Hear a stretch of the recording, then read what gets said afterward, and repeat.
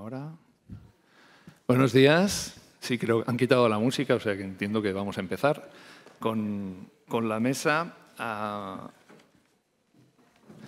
Muchas gracias por estar aquí, a las personas que permanecéis en la sala y muchas gracias a las personas que han venido a hablarnos y a contarnos su visión sobre esta cuestión que vamos a abordar, que es un tema lejano, o que suena lejano para la ciudadanía, para la opinión pública, pero que, a nuestro entender, es decisivo para garantizar, digamos, unas estrategias, unas políticas y, en definitiva, un impacto sobre la mejora de la calidad de vida de los ciudadanos y ciudadanas, como es la cuestión metropolitana. Y, en general, la articulación del sistema urbano en nuestro país, pero focalizando en este caso la cuestión metropolitana.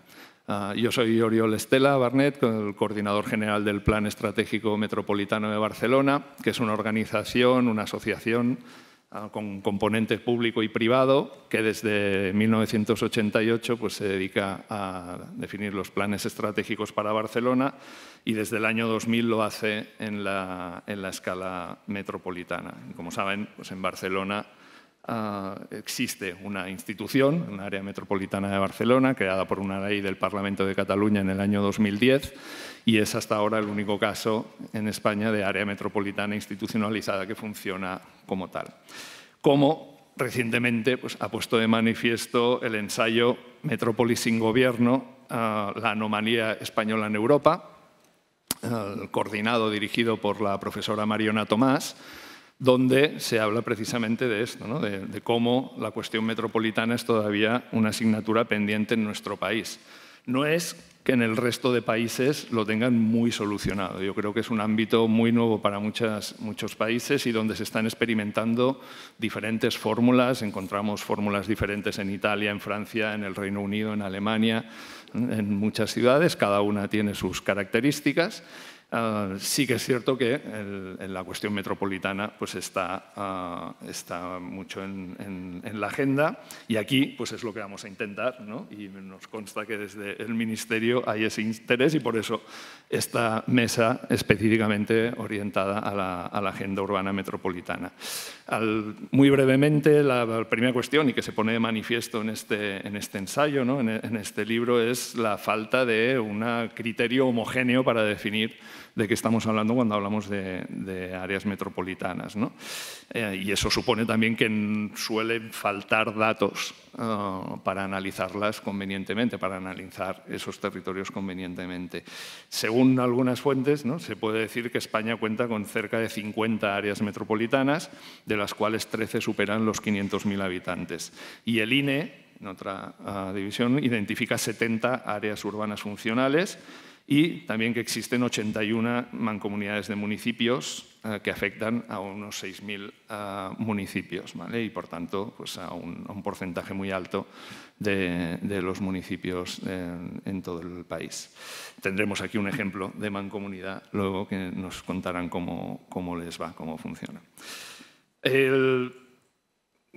Han sido muchas veces planteamientos como el que expresaba yo al principio, ¿no? Desde la estrategia o desde una visión primero de agenda, ¿no? como lo que proponen las agendas urbanas, pues desde donde se ha empezado a trabajar esta cuestión, porque necesariamente y cada día más, ¿no? pues los municipios ven que, y los municipios que pertenecen, ¿no? que están conurbados con otros, ¿no?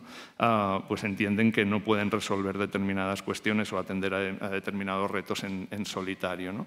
Así, desde los planes estratégicos, como digo, y hay tradición de planes estratégicos en España desde finales de los años 80, y los primeros y los que se han consolidado más, digamos, con una estructura, en la mayoría de los casos una estructura de colaboración pública con el resto de actores, como pueda ser Bilbao, con Bilbao Metrópoli 30, como pueda ser Zaragoza con la Asociación Európolis, como pueda ser Málaga, que también tendremos aquí con la Fundación CIEDES, o nuestro caso en Barcelona, ha sido, digamos, la definición primero estratégica o conceptual o funcional, ¿no? del análisis y orientado al operativo de cuáles eran las necesidades compartidas en ese territorio, pues lo que ha dado pie a ese debate metropolitano y a poner en marcha diferentes fórmulas Ya digo, todavía no con instituciones específicas, niveles de gobierno metropolitanos, pero sí con agencias, mancomunidades, etcétera, diferentes tipos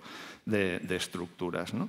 Y bueno, tiene sentido, como digo, porque una área metropolitana, una conurbación, no debería ser solo un espacio, o no debería concebirse solo como un espacio para una gestión más eficiente de servicios, sino también como un proyecto conjunto, ¿no? Un proyecto compartido, ¿no? Con una visión de futuro compartida. O no, y eso lo podremos discutir aquí también, ¿no?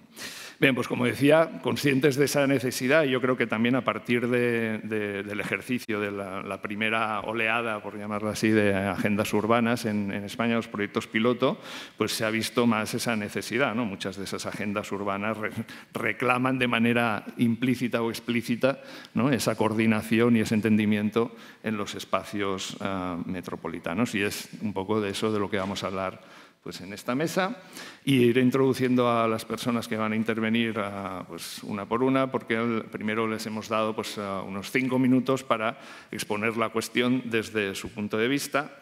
Y en primer lugar pues tenemos a David Lucas, que es el secretario de Estado de Transportes, Movilidad y Agenda Urbana, que precisamente pues, queremos que abra esta mesa para contarnos esto, ¿no? Casi diría la pregunta, ¿qué ha pasado para que en el primer foro urbano no se tocara este tema y en el segundo foro urbano sí, ¿no? Es decir, cómo la práctica, ¿no? La puesta en marcha de todo este proceso de las agendas urbanas ha hecho aflorar el discurso metropolitano y qué espacios, ¿no? Se proponen desde el Ministerio pues, para trabajarlo. Gracias. Sí. Buenos días, muchas gracias. Gracias a todos por la participación en este segundo foro urbano de España. Sí comenzar trasladando mi agradecimiento por el trabajo que se ha ido realizando a lo largo de estos años, desde el primer foro urbano que se celebró en Sevilla hace 2 años hasta la fecha, y desde el inicio de todo el proceso de conformación de la Agenda Urbana Española, cuando se tomó la referencia por su aprobación en el Consejo de Ministros allá por febrero del año 2019, en aquel momento lo que sí que se tenía claro, y creo que ese ha sido un análisis previo que se ha hecho conjuntamente con las entidades locales, con consejos, cabildos insulares y diputaciones provinciales, sí se tenía claro que los mecanismos que habíamos utilizado hasta la fecha para dar solución a los problemas que se avecinaban y que ya se tenían en pleno siglo XXI no eran los más acertados. No eran los más acertados, y lo que se pretendía con la agenda urbana era establecer un procedimiento de análisis certero de la realidad, una metodología en donde se pudiera establecer por cada uno de los territorios el análisis concreto y acertado de esa realidad, y a partir de ahí buscar soluciones para poder dar respuesta a los múltiples problemas derivados de la desigualdad social, derivados de la falta de acceso a la vivienda, derivados de los problemas de contaminación, de cambio climático, bueno, todos aquellos problemas que venimos arrastrando a lo largo del siglo XXI y que necesitaban de una acción decidida por parte de las entidades locales. Y desde el Ministerio lo que siempre planteamos y lo que siempre dijimos es que íbamos a intentar hacer una labor de acompañamiento a esas entidades locales para poder afrontar retos que, sin duda alguna, posibilitaran soluciones efectivas. De esa manera surge la Agenda Urbana Española, que dio como resultado el comienzo de la implementación de diferentes agendas urbanas a lo largo de todo el territorio. Eso ha sido, además, y eso fue reforzado por el Plan de Recuperación, Transformación y Resiliencia, por los fondos europeos, que nos permitió el avanzar en un primer momento en diversos proyectos piloto que luego se trasladaron con los fondos europeos, como digo, en 121 proyectos piloto que creo que están siendo un éxito en el territorio de todo el Estado y que están posibilitando, además, que otros muchos ayuntamientos estén entrando en el proceso de agenda urbana para establecer cuál real son los problemas que tienen y cuáles son las soluciones. Y es verdad que ese primer momento, cuando se inicia el proceso de la agenda urbana, es una incógnita cómo van a responder los ayuntamientos, cuál va a ser la realidad que nos vamos a encontrar, pero sorpresivamente la respuesta ha sido una respuesta muy positiva. Hoy CIPRA de Naciones Unidas reconocía que España es el país que más está avanzando en la implementación de los planes de acción local de agenda urbana española, que más está trabajando por la búsqueda de esas metodologías y la búsqueda de esas soluciones. Y desde el Ministerio, como digo, hemos estado ayudando, colaborando, trabajando en la conformación de esos planes de acción. Pero sí que hemos sido conscientes desde un primer momento y nos dimos cuenta.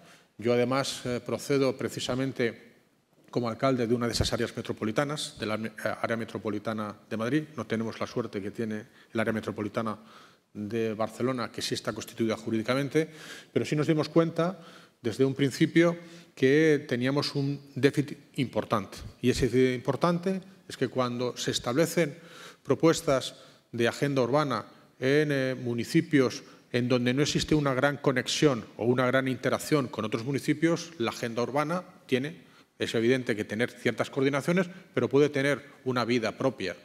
Pero cuando estamos hablando de áreas metropolitanas, es muy difícil conformar una agenda urbana cuando no tienes una correlación en la acción con los municipios del entorno.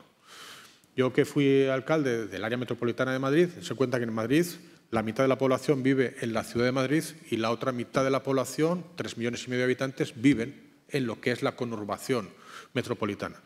Mi municipio se separaba de los dos municipios de al lado por una simple calle y, sin embargo, no es posible que nuestras agendas urbanas no pudieran estar interconectadas, no pudieran estar interrelacionadas, no pudieran estar coordinadas de la manera necesaria para que la aplicación de las políticas fuera efectiva. Y es por eso que, siendo conscientes desde el Ministerio de esa realidad, lo que sí que en esta segunda fase, que se inicia con el segundo Foro Urbano de España, aquí en Granada, la idea es avanzar e intentar conformar políticas que permitan la articulación de planes de acción metropolitanos en los diferentes territorios del Estado.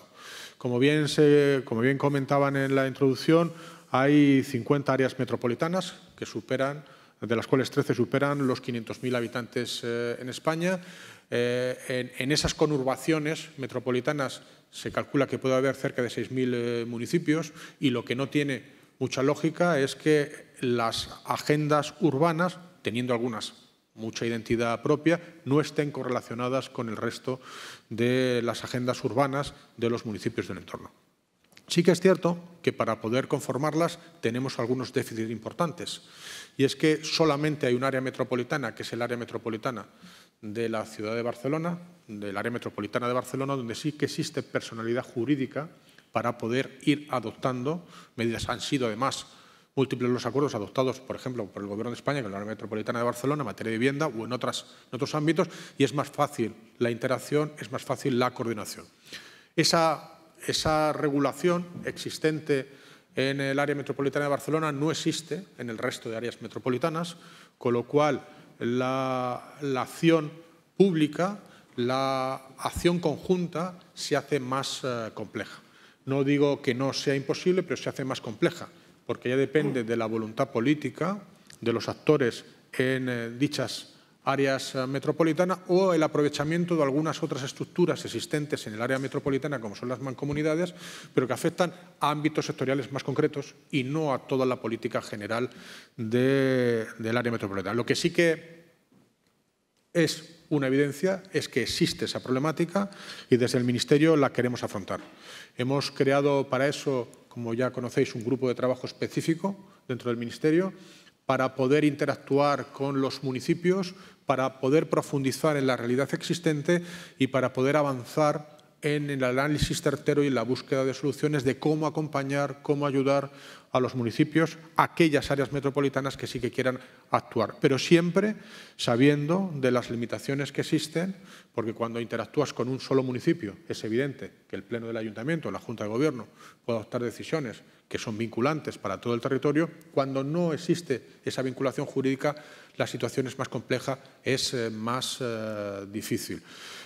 Vamos a trabajar, como digo, en ese grupo, vamos a intentar ver de qué manera somos capaces de profundizar, pero lo que sí que es evidente es que para que la agenda urbana pueda avanzar, para que la agenda urbana tenga una implementación eficaz, eficiente y válida, es necesaria ese avance hacia el área metropolitana, hacia el plan de acción local del área metropolitana, porque si no tendríamos muchos problemas para seguir profundizando en algo que creo que es positivo, que está demostrándose por la práctica, por los grandes planes de acción local que se están llevando a cabo, por la planificación estratégica que eso conlleva, que es altamente positivo para las ciudades, pero siempre y cuando tengamos en cuenta la realidad en la que nos vivimos, la disparidad política existente, la disparidad de objetivos y las dificultades por la falta de obligación jurídica de poder implementarlas y poder llevarlas a efecto. Pues muy bien, muchas gracias. Estaremos muy atentos a la evolución de este grupo de trabajo y los debates que se produzcan, por supuesto, y esperamos que den buenos resultados. A continuación, en la mesa anterior hablábamos de la gobernanza multinivel, ¿no? de las agendas urbanas, pues vamos a otro nivel, digamos, de las agendas, desde donde también se contempla la dimensión metropolitana. Vamos a las comunidades autónomas. Tenemos, en primer lugar, a Miguel de los Toyos, que es viceconsejero de Planificación Territorial y Agenda Urbana del País Vasco. Desde esta agenda urbana del País Vasco, antes comentábamos, ¿no?, esta idea de veces del Euskadi ciudad, ¿no?, hablar de un sistema de ciudades muy consolidado, ¿no?, aunque con 3 núcleos muy diversos, ¿no?, el Bilbao metropolitano, Vitoria con un entorno, ¿no?, con un área funcional un poco más dispersa y de diferente dimensión, o un sistema más urbano de pequeñas ciudades interconectadas que pueda ser Guipúzcoa. No sé, ahí ¿cómo contempláis, cómo la agenda urbana de Euskadi contempla la dimensión metropolitana? Bien. Bueno, Eguerdión, buenos días todavía, hasta que no comamos son buenos días. En primer lugar, agradecer al Ministerio que nos permita participar en este foro y bueno, contar nuestra experiencia y quedar a disposición también futura para que si alguien quiere profundizar sobre ella, encantados de colaborar. Y lógicamente aprovecho también aquí la representación de Andalucía también, del Gobierno andaluz, para agradecer también el acogernos aquí en Granada, que la verdad es que es una tierra que necesita más tiempo del que tenemos para disfrutar de ella. Bien, como se ha dicho, estamos hablando de agendas metropolitanas, ¿no? Yo decía, bueno, a ver cómo encajo yo aquí, porque nosotros no somos una agenda metropolitana. Podríamos definirla como una agenda subnacional, ¿no?, las de las comunidades autónomas. Pero sí es verdad que la realidad de Euskadi es la que es. Somos escasamente 2.200.000 habitantes. Con los datos que ha dado David seríamos municipios madrileños, casi, ¿no? Y por tanto, nosotros nos consideramos una ciudad media. En las cuantificaciones que se hacen hoy en día, podríamos ser toda la comunidad autónoma de Euskadi una ciudad media con aproximadamente 251 municipios, ¿no? Y en ese sentido es como nosotros hemos planteado nuestra agenda urbana. ¿Eso cómo se hace? Yo me puedo permitir el lujo de decirlo porque yo no estaba cuando se decidió en el Gobierno vasco que esta viceconsejería fuera de Planificación Territorial y Agenda Urbana. ¿Por qué? Porque yo creo que hay dos formas de actuar en el territorio, ¿no? Es verdad que se habla de agenda urbana, yo creo que todos somos conscientes de que hablamos de la agenda del territorio, aunque casi todo es urbano, mucho es urbano. En Euskadi, ha dicho Oriol, las 3 áreas metropolitanas por la vía de los hechos suponen 7 de cada 10 habitantes de la comunidad autónoma. Pero creo que es importante, por un lado, la parte de planificación territorial. Nosotros en 2019 aprobamos las directrices de ordenación del territorio y ahí ya se incorporaban ya criterios de sostenibilidad, se hablaba de la Agenda 2030, se habla de los Objetivos de Desarrollo Sostenible y, por tanto, a partir de ella genera una evolución en cascada del resto de herramientas de planificación, como son los planes territoriales parciales, los planes territoriales sectoriales o ya los planes generales de cada municipio, que tienen que tener esa cierta inspiración que ya planteaban las DOT. Y, por tanto, creo que la herramienta urbanística es importante también para crear el caldo de cultivo que permita la implementación de las medidas recogidas en las agendas urbanas. Y luego está la parte de agenda urbana, que efectivamente nosotros también la aprobamos en noviembre del 2019 y creo que el gran acierto de esta agenda es haberla hecho desde el origen en un proceso de no sé si se dice gobernanza o cogobernanza, pero en un proceso de gobernanza multinivel y multiinstitucional también. Creo que ha sido clave crear un grupo de trabajo, un foro multiagente que hemos llamado nosotros, de Agenda Urbana, en el cual no solamente está el Gobierno vasco y sus diversos departamentos propios, sino que están las 3 diputaciones, están las 3 capitales, está la Asociación de Municipios, EUDEL, pero también hay un entramado de asociaciones, de colectivos que de una u otra manera tienen algo que decir en los contenidos de las agendas urbanas. Y no hablamos solamente que también de los colegios de arquitectos o de las asociaciones de la construcción de las comunidades, de las provincias, sino también hablamos del tercer sector, por ejemplo. Creemos que es importante la participación del sector social en el desarrollo de la agenda urbana y, por tanto, en su contenido se tuvo en cuenta todas esas aportaciones, con lo cual, a partir de ahí, creemos que nuestra agenda urbana se convierte en una agenda metropolitana. ¿Y por qué lo digo? Porque los objetivos que se persiguen con nuestra agenda urbana vienen determinados por la participación de todos esos agentes que han permitido que podamos dibujar qué es lo que perseguimos. Hemos hecho ya nuestro primer informe de seguimiento de esa agenda urbana y es un informe que ha sido validado por ese foro multiagente. Es decir, todos los que han participado se han sentido identificados en los avances que la agenda va dando.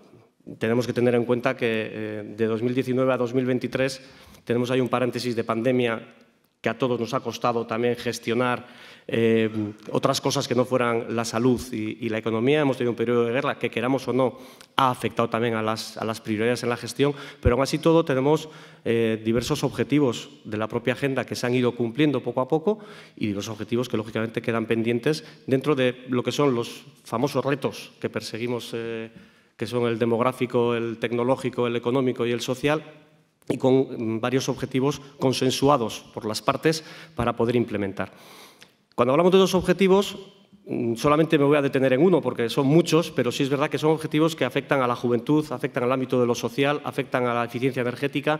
Nosotros, desde nuestra propia viceconsejería, hemos liderado uno de ellos, que es el de la regeneración urbana integral, que intentamos, a través de esa regeneración urbana, pues, tocar todos los palos que suponen actuar en un entorno urbano. Yo creo que es un paradigma, es un ejemplo clarísimo de lo que supone pasar de lo global a lo local y dentro de lo local a lo más local posible, que es un barrio, ¿no?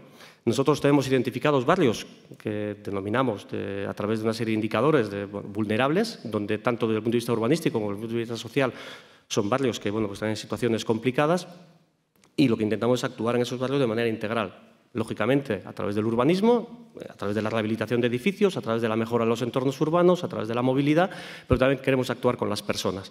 Y cuando actuamos con las personas, actuamos en un acompañamiento a esas personas, en una detección de necesidades sociales de esas personas, en una búsqueda de financiación para que puedan hacer frente a la parte de rehabilitación de sus edificaciones y, por tanto, queremos dar ese paño de visión integral de lo que es la regeneración urbana. Empezamos con poco, estamos ya en 21 municipios, están las 3 capitales en la regeneración urbana, en 21 municipios con 24 acciones, con más de 200 millones invertidos, con un momento importante que es la aparición de los fondos europeos, de los fondos Next Generation, que creo además con un acierto de, no sé si era exigir, pero por lo menos sí aconsejar que parte fuera la regeneración urbana integral, no solamente la rehabilitación aislada, y eso nos ha permitido poder bueno, pues que las cosas vayan más fluidas porque al final ha habido más recursos, pero sin duda creemos que como objetivo a perseguir a través de nuestra agenda urbana es uno de los más importantes. Y termino mi intervención con otro objetivo que estamos persiguiendo porque quiero enlazar con la presentación que ha hecho la mesa que teníamos, la intervención que ha hecho el rector de la Universidad de Granada, de la importancia que tiene también la universidad en lo que son los contenidos de la agenda urbana. Nosotros estamos trabajando con la Universidad del País Vasco y con el Ayuntamiento de Bilbao la posibilidad de crear un centro que trabaje la regeneración urbana desde la perspectiva de la transmisión de conocimiento, de la transferencia de conocimiento, pero sobre todo de la generación, de la investigación y la innovación en el ámbito de la regeneración urbana integral. Creemos que es un nicho que es muy importante, que es muy interesante y que creo que es a través de los hechos demostrar de la importancia que tiene la existencia de ese contexto que es la agenda urbana. Termino diciendo que no dejan de ser herramientas. Nosotros tenemos, a nivel personal y a nivel institucional, buena relación con Extremadura, pero podría poner el ejemplo de Andalucía también, en el sentido de que podemos tener situaciones comunes, necesidades comunes, pero muchas diferencias también. Y, por tanto, la agenda lo que tiene que permitir es tener esa flexibilidad para que cada uno sea capaz de dar respuesta a sus problemas desde su propio entorno urbano, ¿no? Y en ese sentido creo que si las entendemos como unas herramientas útiles para los municipios, en este caso, creo que los municipios, desde el compromiso, tienen que ser capaces también de interrelacionarse para permitir que las agendas urbanas, como bien dice David, de carácter metropolitano, sean una realidad más pronto que tarde. Estupendo, pues muchas gracias. Vamos a ver otro caso, digamos, también de una comunidad autónoma, pero completamente diferente en cuanto a su configuración, pero igualmente con una red urbana potentísima, incluso a veces sobrepasando pues límites provinciales según en qué territorio. Es el caso de Andalucía y para ello está Mario Muñoz Atanet, que es el viceconsejero de Fomento, Articulación del Territorio y Vivienda de la Junta de Andalucía. Esto a partir de la Agenda Urbana de Andalucía, cómo se considera el fenómeno metropolitano. Muchas gracias. Buenos días. Bueno, en primer lugar, agradecer la invitación al Ministerio de Transporte y Agenda Urbana. Bueno, saludar a todos los participantes de la mesa y todos los que nos escucháis, ¿no? Como dice mi compañero del País Vasco, ¿no? Es cierto que Andalucía hace falta más de 2 días para conocerla, ¿no? Entonces, porque es tremendamente extensa, somos la región con más población de toda España, 8,5 millones, somos la segunda en extensión, pero prácticamente, en fin, los mismos términos que la primera. Y la verdad que es una región muy compleja de cara a abordar las políticas urbanas y metropolitanas, ¿no? Quiero hacer una pequeña introducción relativo a lo que son las políticas municipales, regionales, nacionales e internacionales que desde siempre y desgraciadamente siempre han ido orientadas a seguir concentrando población en las grandes ciudades, ¿no? En las grandes áreas metropolitanas. Esto es una tendencia que lleva muchos años y, al fin y al cabo, siempre en los gobiernos, tanto de estos 4 niveles, ¿no? Pues la tendencia sigue estando y debemos ser capaces entre todos, uno de los objetivos de este tipo de agendas urbanas, ¿no? De darle la importancia que tiene, o sea, resolver los problemas necesarios de las áreas metropolitanas, de esa concentración tan tremenda de población que se produce, pero sin olvidar y hacer un hincapié también en lo que es el ámbito rural. En el ámbito rural debemos de ver la manera de asentar población, de evitar esa concentración de población, como digo, del éxodo hacia la zona metropolitana, de que en el ámbito rural la gente pueda desarrollarse, porque al fin y al cabo el ámbito rural es nuestra cultura, es en definitiva la esencia del territorio y es para Andalucía la principal industria, que es el germen de la principal industria, que es el turismo, ¿no? Por eso digo que es importante trabajar en desarrollar los problemas de la concentración de población en las áreas metropolitanas, pero en paralelo no debemos olvidar el ámbito rural. Como empezaba, Andalucía es la región más extensa de España, segunda más extensa. La Agenda Urbana Andaluza, aprobada en 2018, establece un sistema territorial en el que intenta abordar esa disparidad de regiones y de superficies en el sistema establecido por el Plan de Ordenación del Territorio de Andalucía, el llamado POTA, y establece una estructura compuesta por cinco sistemas de territorios, ¿no? Por un lado, las áreas metropolitanas, que están conformadas en Andalucía por 10 ámbitos. Tenemos 10 áreas metropolitanas, 1 por provincia y 2 en lo que es Málaga y Costa del Sol, y en Cádiz también, que tenemos Valle de Cádiz y Campo de Gibraltar. Ahí se concentra el 70% de la población, que es 5,7 millones de habitantes. Ha tenido un incremento de población desde el 2001 hasta el 2012 aproximadamente, y en las últimas décadas pues ya ha habido una cierta estabilización, a pesar de Granada, Almería, Málaga y Costa del Sol, que han seguido subiendo, ¿no? Luego tenemos un sistema de ciudades medias, tanto de ciudades interiores como litorales, que que son un sistema formado por redes que cumplen una función organizativa, espacial y funcional entre ellas, donde en Andalucía tenemos 21 ámbitos de estas características con 1,3 millones de habitantes. Las ciudades medias litorales, que son un conjunto de ciudades en el ámbito litoral también muy dinámicas y muy activas, y el sistema de asentamientos rurales con centro urbano, de asentamientos rurales con centro urbano o asentamientos rurales sin centro urbano, que son las que en la última década han sufrido más la despoblación y están en pleno retroceso. Dentro de y centrándonos en las áreas metropolitanas, en Andalucía también detectamos 3 niveles de áreas metropolitanas, ¿no? Las tenemos claramente identificadas. Pues la área metropolitana clásica, basada en una ciudad central dominante, rodeada de otras más pequeñas que poco a poco han ido creciendo y han conformado la gran área metropolitana. El ejemplo lo tenemos en Sevilla, Málaga o, por ejemplo, la propia Granada. En segundo lugar estarían las áreas metropolitanas conformadas por municipios de similares características de población y superficie con estructuras polinucleares, ¿no? Este ejemplo lo tenemos en Andalucía en 2 áreas, ¿no? En Bahía de Cádiz y Campo de Gibraltar.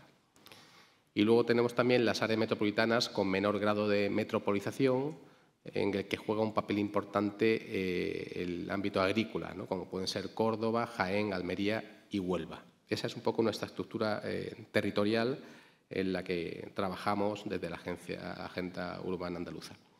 Con respecto a retos, ¿no? Bueno, la estructura de la Agenda Urbana Andaluza se desarrolla en 5 dimensiones: la dimensión espacial, la económica, social, ambiental y de gobernanza. Y los retos principales que me gustaría destacar hemos identificado 4 retos, ¿no? Por un lado, es destacable la importancia de la planificación territorial y urbanística en el desarrollo territorial, ¿no? Y en el desarrollo del resto de necesidades que derivan de esa planificación, ¿no? Entonces, poniendo en el centro la planificación territorial urbanística, es un reto importante el que haya una importante coordinación del resto de planificación sectorial, ya sea en movilidad, transportes, en vivienda, en fin, en dotación de infraestructuras de todos los tipos de servicios. Yo creo que eso es un reto importante. En las décadas anteriores ha estado, digamos, la planificación urbanística y, por ejemplo, la de movilidad y transporte absolutamente desligadas. Los planificadores urbanísticos y territoriales pues diseñaban sus ciudades y, al fin y al cabo, no existía planificación relativa a la movilidad y transporte, y lo que hacíamos es buscar soluciones a los problemas derivados de esa planificación urbanística con poco criterio relacionado con la definición de soluciones de transporte. Y eso, últimamente, con los planes de movilidad urbana sostenible, los planes de transporte metropolitano, ya se está encauzando, ¿no? Pues ese es, como digo, como identificamos, uno de los principales retos de coordinar lo que es la planificación territorial y la organización del territorio con el resto de políticas sectoriales, de planificaciones sectoriales. Luego también otro reto es que debemos reorientar la planificación sectorial hasta ahora siempre han estado orientados la planificación sectorial a maximizar la capacidad, maximizar los recursos o maximizar las infraestructuras, ¿no? En cuantas más carreteras, más carriles pongo, pues más capacidad tengo o más frecuencia en servicio de transporte. Y al fin y al cabo debemos cambiar, debemos orientar esa definición de la planificación sectorial hacia criterios de sostenibilidad, de cara a que en su conjunto sean un sistema sostenible, ¿no? Luego también otro reto importante es la compleja gobernanza y configuración institucional, ¿no? En fin, todos lo sabemos, ¿no? En nuestros ámbitos se entremezclan una cantidad de intereses y necesidades y de competencias de distintos niveles, de la misma competencia, que se multiplica en distintos niveles, ¿no? En ámbito local, por ejemplo, el transporte, ¿no? En el ámbito local, luego tenemos el ámbito metropolitano, tenemos el ámbito provincial, tenemos el ámbito interprovincial, en Andalucía muy significativo, con 8 capitales de provincias, y el ámbito nacional, ¿no? Esa necesidad de esa cogobernanza, de esa cooperación y coordinación en todos los sectores es uno de los retos también muy importantes que identificamos. Y, por último, un reto que quiero destacar es la necesidad de combinar los objetivos climáticos y ambientales con las necesidades sociales propiciando un equilibrio muy complejo en el que todos debemos trabajar, y yo creo que este es el objetivo principal de estas agendas urbanas y más en Andalucía. Gracias.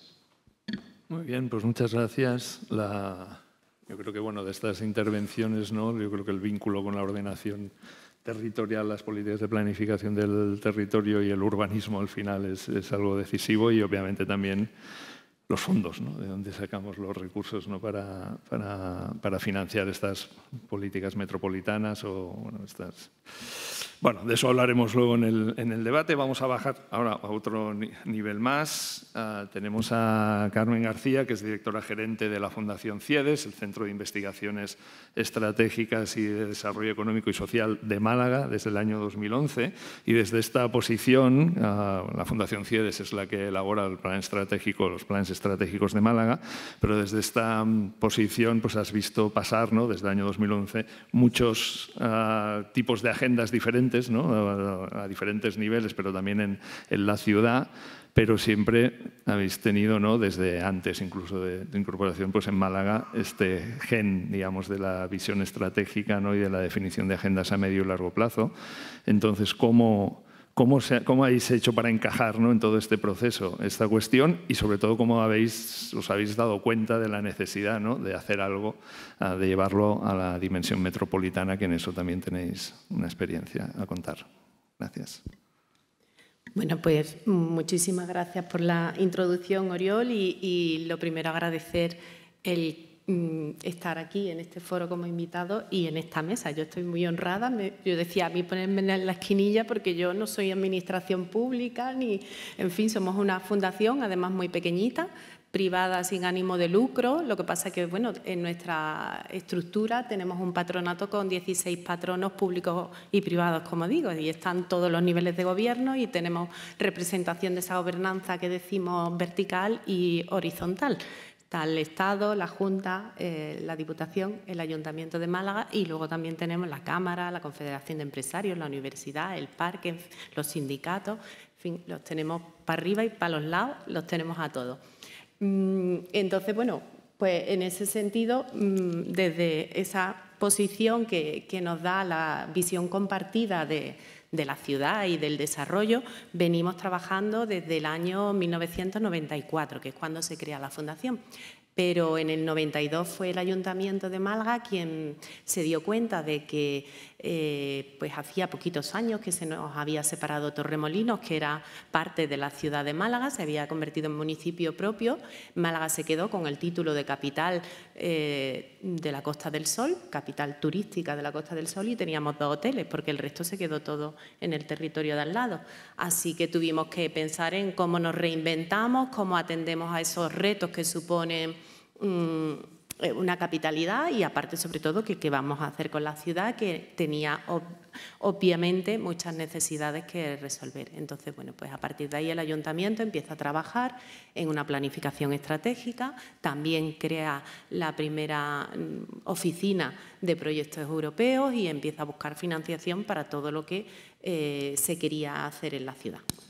Entonces, como digo, pues empezamos en ese año 92, en el 94 se decide crear la Fundación, y como decía Oriol, pues han pasado 3 alcaldes, muchísimos representantes por esas distintas instituciones, y lo que sí desde el principio hemos intentado mantener es un modelo de territorio, de ciudad, que se definió en el primer plan estratégico en el año 96, y a partir de ahí, pues, conteniendo ese modelo, lo que hoy serían los parámetros básicos del desarrollo sostenible, pues hemos ido trabajando a lo largo de los años. Antes, en la mesa anterior decían, lo importante no es...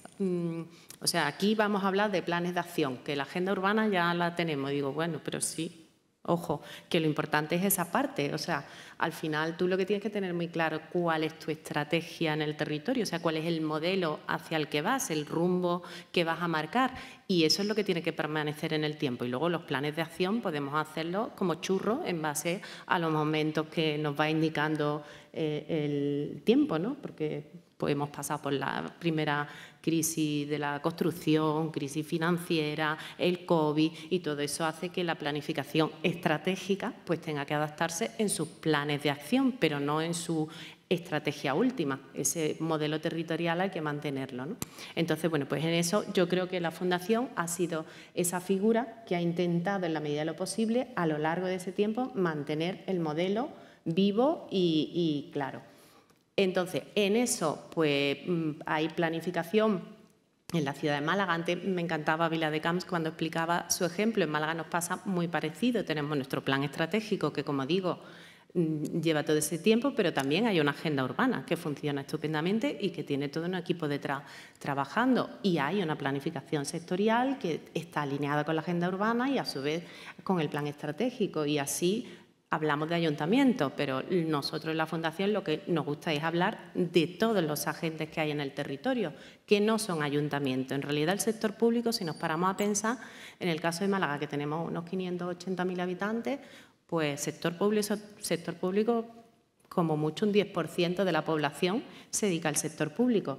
El resto también tiene estrategia en el territorio, el resto también hace proyectos, el resto planifica. Entonces, en la Fundación lo que intentamos es saber qué hace el resto para contárnoslo entre nosotros y hacer esa estrategia y esa planificación y esos proyectos de manera conjunta.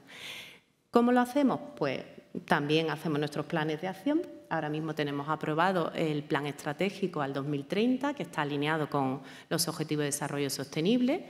Y dentro de ese plan estratégico al 2030 hay 2 programas operativos, del 23 al 26, del 27 al 30. Cada programa operativo, a su vez, tiene una serie de proyectos estratégicos que se han identificado pues con toda la ciudadanía que ha participado. De hecho, tuvimos 17 grupos de trabajo, con casi 500 personas trabajando, otros grupos que se mantienen con 300 y pico también trabajando. Entonces, bueno, pues con todo eso tenemos nuestro programa operativo con unos 40 proyectos aproximadamente para esos periodos y cada proyecto, a su vez, se hace su hoja de ruta. Y cada hoja de ruta es completamente diferente. Entonces, habrá proyectos donde haya mucha administración, proyectos donde no haya nada de administración, proyectos donde estemos juntos, distintos niveles de administración con entes sociales o privados y, en fin, la idea al final es activar el compromiso y, sobre todo, el liderazgo compartido de sacar adelante un desarrollo del territorio que tenga, como antes decía el viceconsejero, como base la idea de sostenibilidad. Y de ahí que creáramos en el año 2006 el primer foro de alcaldes, que el foro de alcaldes atendía precisamente a esa idea de que al final cuando empiezas a desarrollarte te das cuenta de que tus proyectos son la base de tus soluciones, está muchas veces en arreglar lo del municipio de al lado. Entonces, a veces tienes que empezar por allí para que tu problema se haga más chico y puedas darle solución. Entonces, bueno, en el año aproximadamente 2006, cuando se crea el segundo plan estratégico, se le da ese enfoque metropolitano, que ahí descubrimos que hablar de áreas metropolitanas no sentaba bien a los municipios más pequeños. Entonces, nosotros siempre hemos dicho que éramos un espacio metropolitano de geometría variable. Y ahora que estamos en el 2030, pues hemos tenido que inventarnos otra cosa que se llama Málaga Metrópolis Global, porque sigue sin gustar eso de que nos digan quiénes forman parte de la metrópoli y quiénes no, a pesar de que la agenda urbana lo dice, que por cierto, en nuestro plan no coincide tampoco con la agenda urbana andaluza ni con la que establece Urban Audi. Nosotros hemos juntado Málaga-Marbella y Antequera y Nerja, en fin, ya eso os lo contaré otro día. Pero bueno, en cualquier caso, lo que quiero decir es que la solución de los problemas que hoy día y de los retos que tiene que asumir Málaga pasa claramente por ayudar a otros a solucionar los suyos.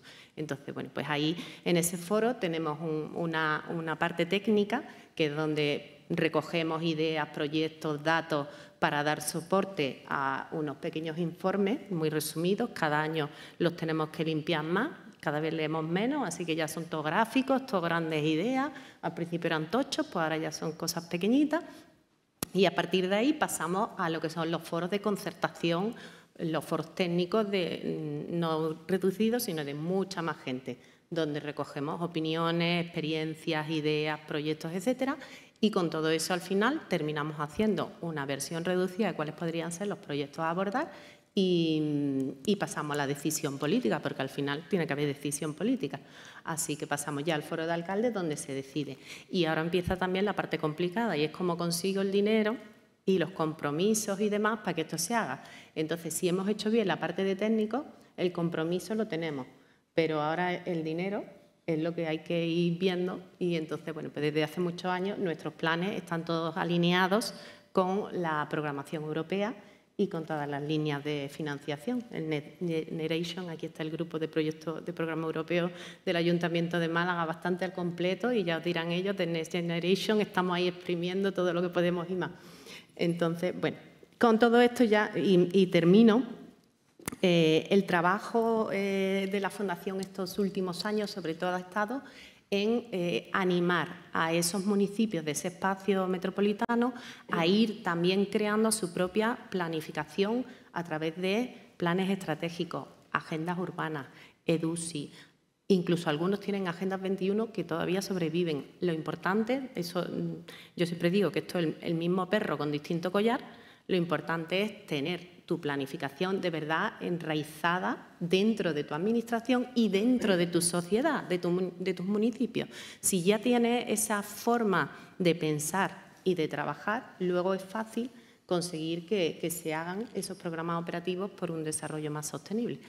Y, por tanto, yo me quedo con un titular final o con 4 palabras clave al final, que serían sumar, sumar, sumar, sumar, sumar, hasta el infinito. No ponerme yo mi gorro y que todos se sumen, sino yo me pongo el tuyo, el de al lado, y sumamos todos. Alinearnos todos, estar todos en el mismo rumbo y pensar en las personas que viven el territorio. Y rápidamente nos daremos cuenta porque no se puede hablar de un espacio constreñido por una definición administrativa, porque al final todos nos movemos, todos necesitamos, pues tenemos derecho a ese territorio y a movernos por él como necesitemos movernos por ese territorio. Así que, pues eso, pensar en las personas, ponerlas en el centro y a raíz de eso, pues buscar la forma más ágil y más innovadora de trabajar en el territorio. Y ya está. Muchas gracias. Muchas gracias, Carmen. Para los que nos dedicamos a la planificación estratégica, ¿cuántas veces hemos debatido el tema este de los fondos, ¿no? ¿Qué es la estrategia para captar fondos o hacemos una estrategia porque vienen unos fondos que nos piden que hagamos una estrategia, si no, no nos dan los fondos? ¿O cómo funciona esto, ¿no? Entonces, bueno, esa pregunta de fondos sin estrategia, estrategia sin fondos, ¿qué es mejor? Es queda todavía por resolver. Bueno, y el último eslabón lo tenemos en Pamplona. Está aquí David Campión, presidente de la Mancomunidad de la Comarca de Pamplona, que ha transitado, me comentaba, por todos los niveles de la administración local y como biólogo que es, seguro que ha estudiado muy bien el ecosistema, ¿no?, que se mueve aquí. ¿Nos puede explicar un poco de la función, en este caso, de un ente como es una mancomunidad dentro de este ecosistema de la gobernanza multinivel, y en particular urbana y metropolitana? Muy bien, pues gracias, Oriol, a todo el mundo. Muchas gracias por invitarme por invitar a la mancomunidad a este foro a explicar un poco qué es esto de una mancomunidad que tiene como diferentes competencias. Ahí arriba, como decía Carmen, yo sí que soy el chiquitillo ahí arriba en aquella esquina de Navarra, ¿no? Bueno, en principio cuando nos invitasteis a la mancomunidad, yo decía, no sé qué pintamos nosotros en una cosa de agencia metropolitana cuando nosotros, bueno, no tenemos esas competencias, ¿no? Pero bueno, así que yo creo que después de hablar con vosotros sí que, bueno, podemos explicar un poco qué es nuestra mancomunidad, cómo funciona. Creo que es bastante peculiar en lo que es España, en el Estado español, y luego también, pues bueno, ver cómo podemos intervenir nosotros, ¿no? Cómo intervenimos en este tema de las agencias, de los planes metropolitanos. En principio, muy brevemente, por explicarlo, el origen de la mancomunidad de la comarca de Pamplona, no Mancomunidad de Pamplona, sino de la comarca de Pamplona, creo que eso es importante, nació en el año 80, 82, Pues simplemente porque bueno, los municipios urbanos iban creciendo y Pamplona, el Ayuntamiento de Pamplona, tenía una fuente de agua que aún hoy es pues muy importante, un suministro de agua muy bueno, y conforme los diferentes ayuntamientos iban creciendo y aumentaban sus necesidades de agua, pues fueron haciendo pues, convenios bilaterales con el Ayuntamiento de Pamplona pues, para asegurarse ese suministro de agua de calidad. Y al final, pues bueno, se concluyó que había muchos problemas, se derivaban muchos problemas administrativos, muchos problemas de todo tipo, de la gobernanza de ese agua, y lo que se acabó constituyendo fue la Mancomunidad de la Comarca de Pamplona, que es una entidad local, que nació con todas las competencias posibles que puede tener una entidad local, ¿no? Pues todas las que conocemos que pueden tener los ayuntamientos, ¿no? Esa mancomunidad, que al principio fue constituida por pues, una docena de ayuntamientos, poco a poco fue creciendo.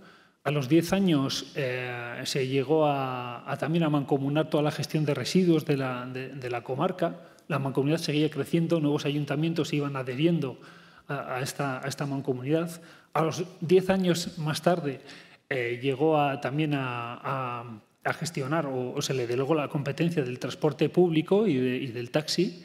Se le delegó tanto por el Ayuntamiento de Pamplona, que es el único ayuntamiento, más de 50.000 habitantes de la zona, que tiene obligación de prestar transporte público urbano, como por el Gobierno de Navarra, que en el área metropolitana cedía su competencia a la propia mancomunidad, ¿no? 10 años más tarde siguió cogiendo competencias, cogiendo ya lo que sería lo que podríamos denominar un anillo verde, un parque fluvial que le llamamos en torno a la metrópolis de Pamplona, y ya otros 10 años más tarde ha ido cogiendo. Este año vamos a asumir también la competencia de la bicicleta eléctrica, de tal forma de contar con un sistema, vamos a intentar contar con un sistema comarcal de bicicleta eléctrica que en estos momentos solo se presta en la ciudad de Pamplona y tiene un montón de municipios alrededor que también lo quieren, ¿no? De forma resumida, el área metropolitana son unas 400.000 personas que viven en 12 municipios, la mitad en Pamplona y la otra mitad en municipios que la circunvalan. Y luego la mancomunidad también, digamos, es una comarca, tú has dicho antes una forma de denominar, lo nuestro es una comarca agropolitana, porque en realidad somos 50 ayuntamientos y unos 280 núcleos de población. ¿De acuerdo? Entonces la mancomunidad se encarga, digamos, de estos servicios, tanto en el área metropolitana como en la zona, no sé si decir la agraria, pero agropolitana, ¿no? ¿De acuerdo? Entonces, ¿cuál es el papel, no? Me preguntaban, ¿cuál es el papel actual o futuro que puede tener la mancomunidad de la comarca de Pamplona en el desarrollo del área metropolitana o de las políticas agropolitanas? Bueno, yo creo que depende, o sea, en los servicios que tiene, por ejemplo, residuos, ciclo integral del agua, parque fluvial, anillo verde, el papel que tiene la mancomunidad es relevante, digamos, la mancomunidad es completamente autónoma.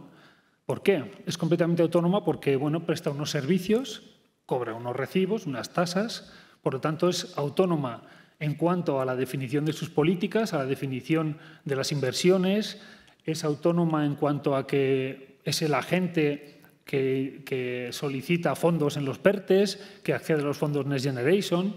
Digamos que, aunque como entidad local que es, tiene su propio órgano, que es la Asamblea de todos los municipios, no tiene, digamos, ningún impedimento en desarrollar políticas, estrategias que afecten a toda la comarca agropolitana, bueno, metropolitana o agraria, ¿no? Entonces, pues, por ejemplo, ahora mismo tenemos un PERTE de digitalización de todo el ciclo integral del agua que va hacia, en unos objetivos muy dentro de lo que son en la Agenda 2030, ¿no? En cambio, en otras políticas, en la política, por ejemplo, de movilidad, pues sí que tiene fallos, tiene muchas limitaciones.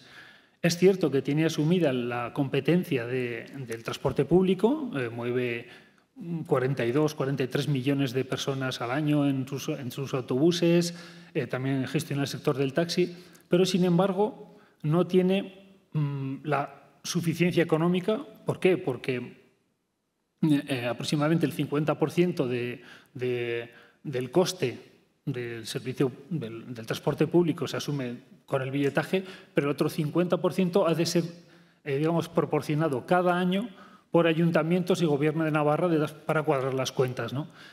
Y eso le impide a la Mancomunidad tener una política propia de desarrollo de su movilidad o de la movilidad de la ciudad, ¿no? Y otro tema también muy importante es que los autobuses se mueven por las calles y las calles son urbanismo y los ayuntamientos no han cedido esa competencia de urbanismo ni la piensan ceder hoy por hoy a la Mancomunidad, con lo cual la Mancomunidad no puede, por ejemplo, hacer una política de carriles buses o de sistemas de onda verde, prioridad semafórica, etcétera, etcétera, ¿no? Entonces ahí tiene sus limitaciones serias, ¿no? Entonces, me preguntaba Oriol, ¿no? ¿Cómo debe avanzar, cómo va a avanzar la gobernanza, ¿no? en esta área metropolitana o agropolitana? Bueno, allá en Navarra al menos, yo creo que en todo el Estado será similar, estamos en un momento un poco decisivo, ¿no? o un momento, una encrucijada, ¿no? Justo hemos celebrado ahora los 40 años de Mancomunidad y bueno, se hizo una pequeña publicación. Todos los presidentes anteriores a mí, todos han expresado su frustración porque el lento avance de la asunción de competencias por parte de la Mancomunidad, ¿no? 10 años para coger una competencia, otros 10 para coger otra, otros 10. Nunca vamos a llegar. Bien, es cierto, pero también es cierto que, como lo reconocen también ellos, que Navarra se lleva prácticamente un siglo y medio intentando una armonización de municipios, una fusión de municipios. Creo que ha habido ya 3 propuestas de modernización del mapa local y se está igual que en 1870. Entonces, bueno, nosotros 10 años sí que se ha ido por lo menos homogenizando algunas competencias o compartiendo algunas competencias, y lo otro, que es como la bala de plata, pues no acaba de arrancar, ¿no? Y por otro lado, sí que es verdad que se están produciendo algunas iniciativas. Por ejemplo, el año pasado se aprobó la ley foral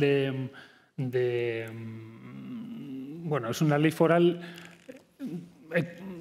que tiene que ver un poco con la movilidad y ha determinado que el año que viene hay que desarrollar ya un plan de movilidad a nivel comarcal y lo tiene que desarrollar la Mancomunidad de la Comarca de Pamplona. Bueno, pues vía legislativa al menos se pueden hacer cosas, aunque todavía no haya habido esa armonización de competencias, ¿no? Y sí que también es verdad que hay en estos momentos en el Parlamento de Navarra una iniciativa, una ley del mapa local, de armonización del mapa local ya aprobada, que podría llevar, si se aplica, que veremos si se aplica o es una nueva tentativa fallida, a la desaparición de las mancomunidades, de todas las mancomunidades, y la constitución de comarcas. Comarcas que la Mancomunidad, digamos, pasaría a ser el órgano comarcal, atribuyéndole todas estas competencias que pues, todos estos presidentes que me han precedido añoran vehementemente que asumamos, ¿no? Y bueno, este es un poco el panorama que tenemos por allí con las mancomunidades chiquitillas, que decíamos. Gracias. Muy bien, pues muchas gracias por compartirlo de esta manera tan abierta y franca. A ver, bueno, quedan un poco de tiempo y yo tengo que confesarles que, aunque parezca, porque este salón es muy grande y parezca que no hay mucha gente, creo que es la vez que me encuentro hablando de temas de gobernanza metropolitana ante tanta gente, que haya tanta gente que haya interés por este tema. Si se juntaran aquí todos, seguro que se vería de otra manera. Entonces, no me puedo resistir a dar la palabra a alguien, alguno de los frikis de lo metropolitano, que seguro que están por aquí por la sala, que nos reunimos tantas veces y que muchas veces añoramos preguntar. Antes de lanzar yo una nueva pregunta, que seguramente la lanzaré igual al final, pero sí quería dar la oportunidad a alguien que quiera de hacer, o sea, 2 preguntas vamos a hacer, y por favor que sean preguntas, no discursos o tesis o doctorales ni nada de eso, que para eso ya tenemos el libro que les he dicho antes, que lo pueden ojear cuando quieran. ¿Hay alguien que se anime a hacer una pregunta? ¿No? Vale, pues entonces la hago yo, ya está. Para que lo vean que no le he dado la oportunidad.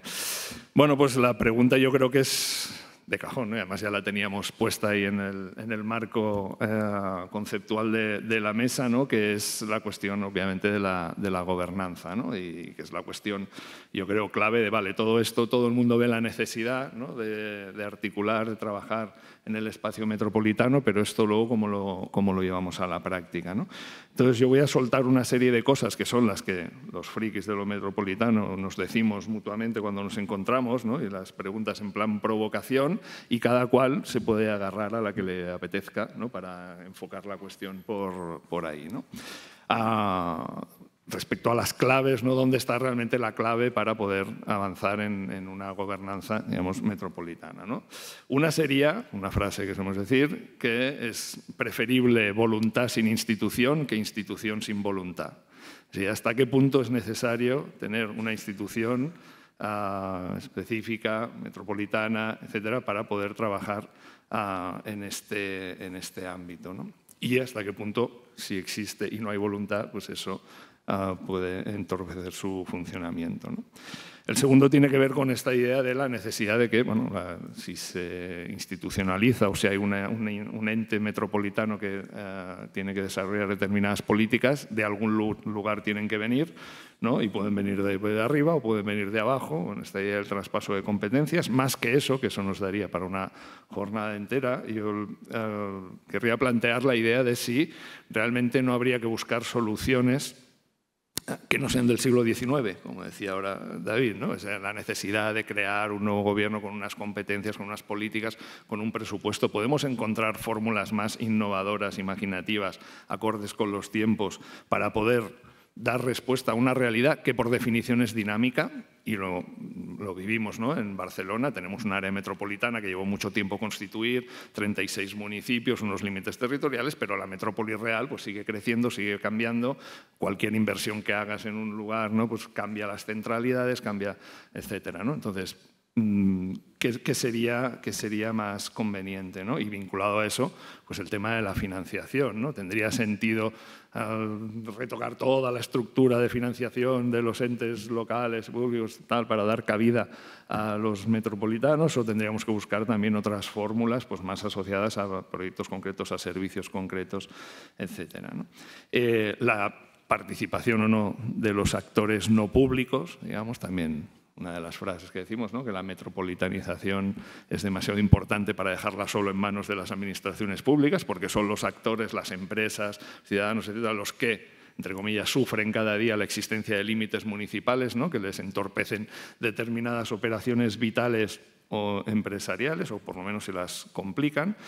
Y por último, la idea de que la articulación del sistema urbano, que obviamente incluye, ¿no? la articulación de las realidades metropolitanas, es imprescindible para hacer frente a otras cuestiones que también han aparecido aquí, como es la España vaciada, ¿no? Si no hay una articulación adecuada del sistema urbano, pues lógicamente las grandes ciudades cada vez más van a ir absorbiendo por la ley del mercado. Si no se planifica, es el mercado el que manda, ¿no? Y el mercado donde va, pues es donde se concentra la riqueza, las personas, etcétera, y cada vez van absorbiendo más. Yo he llamado a Barcelona alguna vez un agujero negro, ¿no? Que va, pues eso, atrayendo cada vez más de lo que hay en el entorno, ¿no? Entonces, esto, pues como en 2 minutos cada uno, pues podemos solucionarlo por donde queráis. Bueno, si quieres comienzo yo. No sé si en 2 minutos, porque tú has escrito un libro y seguramente que en 2 minutos... Bueno, que en 2 minutos no ha habido tiempo, pero sí partir de una realidad. ¿Por qué ha tenido éxito la agenda urbana? La implementación de las agendas urbanas. Porque yo creo que la agenda urbana parte de un hecho fundamental y es su voluntariedad. Yo creo que si hubiéramos obligado a los municipios españoles a tener que hacer agendas urbanas, seguramente que no hubieran hecho muchos de ellos agenda urbana como la están haciendo ahora. Por eso habrá que hacer un análisis mucho más certero, mucho más adecuado. Ese grupo de trabajo espero que todos podamos aportar propuestas, pero creo que tiene que partir sobre la base de la voluntariedad. Yo, sabiendo las dificultades que yo he manifestado antes, que conllevará el poder articular la unificación de voluntades ante las realidades existentes. Lo que sí que es cierto es que en estos momentos hay soluciones que se tienen que dar desde la compartición de los problemas, porque no hay soluciones individuales a problemas complejos.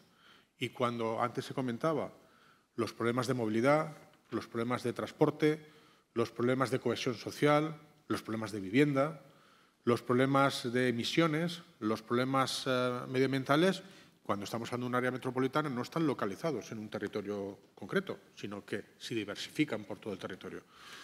Y al final creo que eso conllevará y abocará a los ayuntamientos, a los entes locales, a tenerse que coordinar, porque la agenda urbana no deja de ser otra cosa que una planificación para intentar buscar soluciones a esos problemas. Yo creo que sobre la base de esa voluntariedad, no solamente, y tú lo has apuntado de manera muy acertada, no solamente entre los entes locales o también con los entes regionales, porque es evidente que participan de una manera muy activa, sino sobre todo con la sociedad vertebrada, la sociedad civil, porque no desde las administraciones se encuentran soluciones a todos los problemas. Al contrario, tiene que participarse con los colectivos, entidades y asociaciones para poder buscar soluciones. De esa manera creo que la agenda urbana tendrá éxito sobre la base de la voluntariedad. Ahora bien, sí que hay quizás algunos instrumentos para incentivar a esa búsqueda de soluciones. ¿Y cuáles son los instrumentos? Nosotros, desde que se implementó la agenda urbana, hemos intentado que en muchísimas de las convocatorias de los fondos europeos se tenga en cuenta la implementación de la agenda urbana. Es más, también en otros fondos europeos de desarrollo regional o local también se tiene en cuenta ya la conformación de agendas urbanas. Es verdad que tanto desde el ámbito, entiendo, estatal, como también desde el ámbito de las comunidades autónomas, se puede establecer esa vinculación de habilitar recursos, de habilitar fondos que tengan una perspectiva metropolitana para intentar incentivar que haya acuerdos, que haya consensos para intentar enfocar determinadas políticas en esa dirección, ya sea a través de conformación de áreas metropolitanas, aunque sea para fines concretos o a través de las mancomunidades existentes. Pero yo siempre he pensado, porque en este país siempre que tenemos un problema buscamos una norma o buscamos una organización institucional para solventar el problema, y no siempre se solventan los problemas con una norma, con una organización institucional que suele ser mucho más compleja y que seguramente que va a tener que interactuar con las entidades locales, con las entidades regionales, con las entidades estatales y ahora las metropolitanas. Yo creo que habrá que hacer un análisis mucho más en profundidad, pero creo que el éxito de la agenda urbana en España ha sido sobre la base de esa voluntariedad y creo que tenemos que explorar esa vía y cómo establecer mecanismos de incentivación para que las entidades locales entiendan que es positivo buscar encuentros metropolitanos para que ante problemas muy complejos se busque la coordinación y la colaboración entre todos para dar una solución efectiva.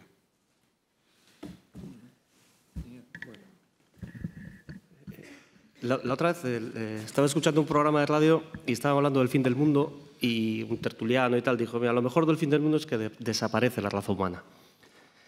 Quiero decir, con esto lo hilo, todo depende de las personas. Quiero decir, yo creo, hilo un poco con lo que ha dicho David de la voluntariedad, y aparte de voluntariedad yo hablaría de generosidad. Tenemos que tener, como también ha dicho el compañero de Andalucía, tenemos un entramado institucional complejísimo, cada uno con sus propias competencias y cada uno con sus propias legitimidad de poder desarrollar sus competencias. Y, por tanto, cuando tú quieres afrontar problemas transversales, problemas multiniveles, que no afectan a una administración solo, sino que afectan a muchas administraciones y que afectan a muchos sectores, a muchas personas, lógicamente la generosidad de todos los participantes tiene que ser un principio clave, ¿no? Yo por eso creo que nosotros, y el liderazgo, permíteme también poner en valor el liderazgo, porque yo creo que el éxito, o bueno, el proceso en el que estamos en el País Vasco con la agenda urbana, que ya llevamos 4 años y tiene unos visos de que vamos a seguir avanzando con ella, es, por un lado, el liderazgo de a quien corresponde, que es al Gobierno vasco, a nuestra viceconsejería en este caso, que también internamente hacemos un esfuerzo por dinamizar y coordinar el funcionamiento de la agenda urbana. y el foro multiagente en el que se basa esta agenda urbana. Es un foro, acabo de hacer la suma, en el cual estamos 28 agentes, entre públicos y privados. Es decir, a veces también hay sobredosis de foros. Es decir, las administraciones tenemos hoy en día con este concepto de la participación de crear a veces demasiados foros, demasiados grupos de trabajo, demasiadas… Y generalmente siempre llamamos a los mismos.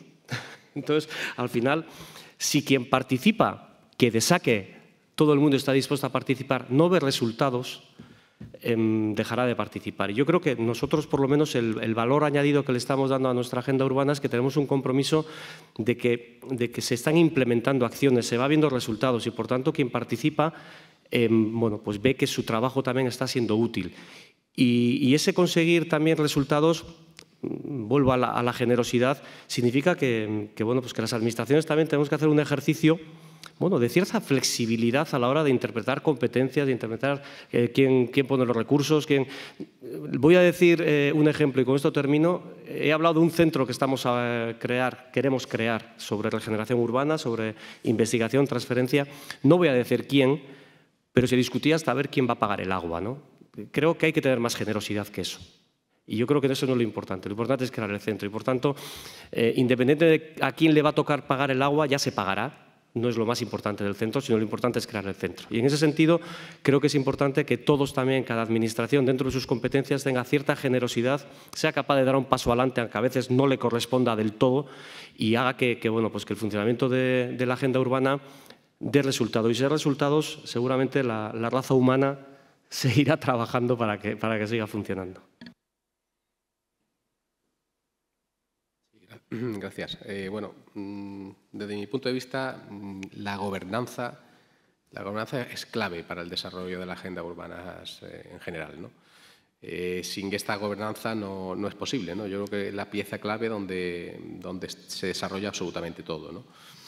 Y dentro de esta gobernanza, ¿no? Las administraciones no tenemos que trabajar principalmente en esa mejora de la gestión pública de cara a que el ciudadano detecte, y las administraciones también de menor, vamos, que están por debajo nuestra, pues también detecten ese interés, ¿no? De participar en esa gobernanza y esa capacidad por parte de la administración, digamos, que lidere, ¿no?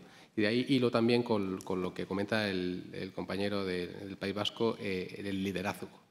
Yo creo que es fundamental. Yo creo que hay que institucionalizar esa gobernanza en las materias sectoriales que corresponda, y debe haber ahí un liderazgo, una administración que de alguna manera que sea la responsable, la que tire de alguna manera de ese barco, ¿no?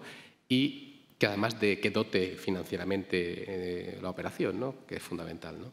En Andalucía nosotros ya, digamos, esta gobernanza la llevamos a cabo en ámbito, por ejemplo, del transporte, ¿no? Que es un ámbito muy interesante, ¿no? De los 4 o 5 pilares, ¿no? de la agenda urbana, ¿no? Es la necesidad de movilidad y transporte y de coordinar políticas de transporte, ¿no? Aquí en Andalucía tenemos 9 consorcios metropolitanos de transporte, donde ahí están integrados unos 210 municipios aproximadamente, ¿no? Y esto, en fin, tiene sus estatutos, tiene su consejo de administración. La Junta de Andalucía participa en la financiación del consorcio del transporte en más del 85% aproximadamente, y el 15% restante lo aportan las administraciones consorciadas, que son los entes locales, ¿no? Ahí es un ejemplo claro de coordinación de políticas de transporte en todos los niveles. También están las diputaciones, y también estamos trabajando, por ejemplo, para la integración del ferrocarril, ya lo hemos conseguido en Cádiz, y estamos trabajando para la integración en Málaga y en Sevilla, ¿no? Pero ahí pongo como ejemplo un modelo de gobernanza que funciona, pero claro, hay uno que tira del carro, que es en este caso la Junta de Andalucía. Bueno, pues es el que tenga que ser, ¿no? Como es razonable, porque la inmensa mayoría de los transportes en Andalucía son de la Junta, son competencia de la Junta, ¿no?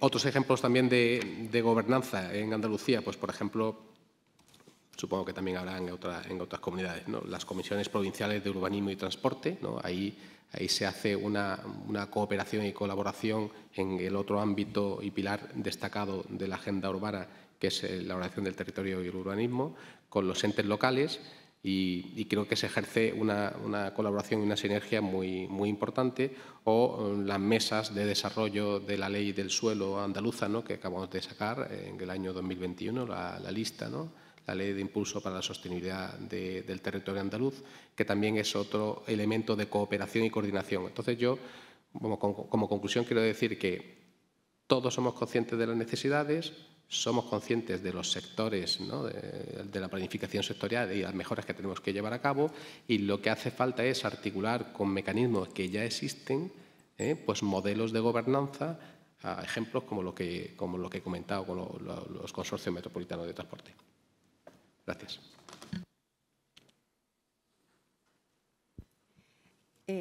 Bueno, yo voy a entrar entonces, como veo que más o menos se ha ido por una línea, yo voy a entrar en la primera parte de tu pregunta de voluntad sin institución, institución sin voluntad.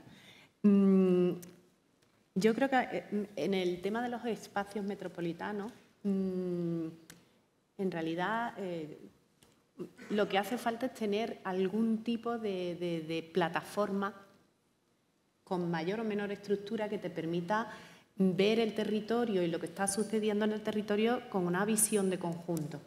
Y eso es lo que ahora mismo, pues, en algunas mancomunidades sí se puede tener, pero a lo mejor muy enfocada a los aspectos que tienes que gestionar, con lo cual se queda fuera toda la estrategia global de eso. Entonces, claro, el establecer un organismo que sea capaz de tener esa visión global lo veo complicado a día de hoy.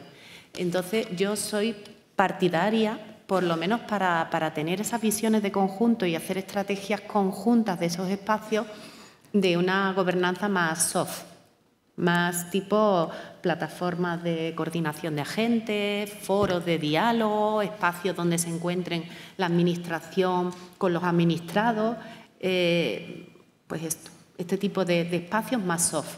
A partir de ahí, una vez que ya tienes clara esa visión global y dónde están las causas-efectos de los problemas, entonces ya sí intentar tener una visión más sectorial, más, pues si tengo que trabajar sobre cuestiones de agua, las puedo trabajar de esta manera y ahí ya sí articulo una estructura que me dé el paraguas para todo ese espacio metropolitano. Pero quizá la parte más de visión de conjunto, de observatorio, de definición de estrategias conjuntas, etcétera, yo me inclino a pensar que el liderazgo compartido, que sería el tipo de liderazgo que se ejercería ahí, sería más apropiado a día de hoy, porque salvo el caso de Barcelona, que tenéis vuestra área metropolitana, el resto, cada uno, como hemos visto, tiene un espacio metropolitano diferente, con características diferentes que además se están desarrollando y van a tener una dinámica muy distinta en base a la población que lo habita, en base al desarrollo económico de esos espacios, su localización. Entonces yo creo que ahí yo me inclinaría más por eso, por algún tipo de gobernanza más soft que permita llegar hasta el nivel de estrategia. Y luego ya los planes de acción, pues entonces ya en función de los proyectos y de las necesidades, buscamos unas estructuras más estables y más institucionalizadas, que a lo mejor consiste en ampliar competencias de estructuras que ya existen o cuestiones que a lo mejor con lo que tenemos es cuestión de darle una vuelta de tuerca para ajustarlo.